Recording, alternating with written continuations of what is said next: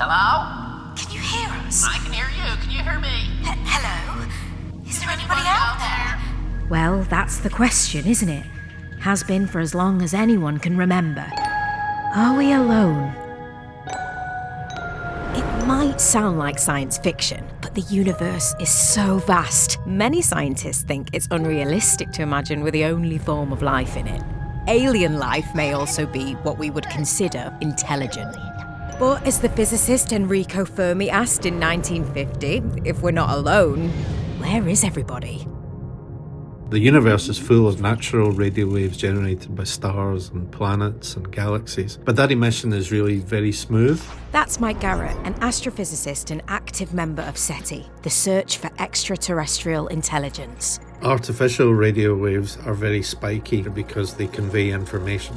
So we're looking for anomalies, a signature of potentially other intelligent civilizations out there broadcasting to the universe. What SETI assumes is that the aliens are very motivated, that they're going out of their way to send us intentional signals for our benefit. And that's Douglas Vakoch, the founder of METI, which stands for Messaging Extraterrestrial Intelligence. They think listening is not enough. Maybe we should do the heavy lifting by reaching out first. Someone has to make the first move. Making the first move in any relationship has its risks. Opening oneself up to rejection, or worse. Stories of alien fleets visiting Earth with the sole intention of wiping us out are common ground for science fiction. But there is a theory that if we're not careful, this could become science fact. I think one of the things that Stephen Hawking, famous cosmologist, was said about this idea of transmitting signals is that it might not turn out very well for us here on this planet, just like it didn't turn out very well for the Native Americans when Columbus first settled there. But METI is amongst those who see this argument as a red herring. It's too late to hide. We're already known in the universe. Douglas and his colleagues believe that through TV and radio broadcasts, not to mention mobile phone towers, Earth has been leaking radiation into space for decades. This leakage is exactly what SETI look for as signs of life elsewhere. So it stands to reason that if aliens are listening, they could probably already hear us. One theory, known as the zoo hypothesis, is that aliens already know we exist, but rather than making contact, they're studying us from afar as if we were animals in a zoo. Douglas thinks that by sending out regular messages, we can demonstrate both our intelligence and desire to communicate. If you imagine we go to the zoo and we're walking around and we see a bunch of giraffes, what happens if one of them turns around, looks us in the eye, and starts pounding out a series of prime numbers with its hoof? We're trying to be the galactic giraffes here. But for SETI and Mike, this remains problematic. Though not against communicating per se, Mike argues that we need to think much more carefully about what we want to say and how we want to say it. Who speaks for Earth and who has the right? When I see a lot of these signals being sent, they don't represent all of this planet.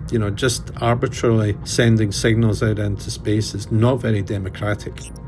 If humans were to enter a dialogue with an alien species, how would we get them to understand us? This is more than a language barrier. It's a fundamental difference barrier. Because of the enormous distances involved, we're also dealing in difficult timescales. If we send a message to a life form 1,000 light years away, it will take 1,000 years to reach them. And assuming their technology is similar to ours, we'd wait another 1,000 years for the reply. It's almost like you get an email from someone 10 years ago and they say, yes, sounds great, but you don't even remember what it was about. This only works if it's something embraced by generations to come.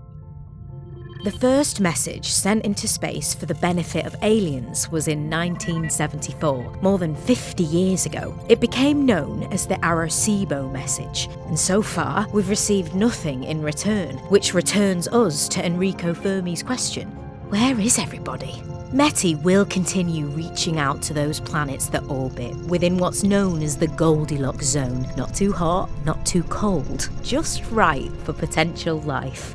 Meanwhile, Mike and SETI will keep an ear to the sky, advancing techniques to pick up signals from other worlds.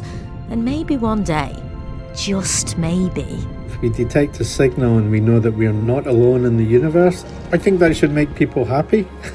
If we discover another civilization and they're very different from us, we'll realise actually how similar we are to our neighbours. What do you think? Should we try to communicate with aliens? If so, what should we say? Let us know in the comments below.